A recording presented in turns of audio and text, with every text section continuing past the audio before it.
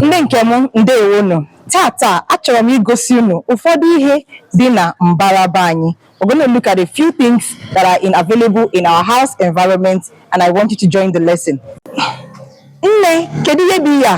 Nke a bụ ọnụ ụzọ ámá. Ọnụ ụzọ ámá imere. Nne, kedu ihe bụ ihe a? Nke a bụ ụgbọala. Ụgbọala imere ọfụma. Nne, kedu ihe bụ ihe a? Nke a bụ ahụ aja. Ahụ aja, wall. Nne, kedu ihe bụ ihe a? Ọ bụ ụzọ. Ụzọ is door. Excellent, ọ bụ ụzọ. Ndị nke m, ugbu a unu ahụla ihe dị na mbaraba anyị. Kedu maka mbaraba unu? Kedu ihe dị na mbaraba unu? Dere ya na kọmentị. Aga m agụ ya.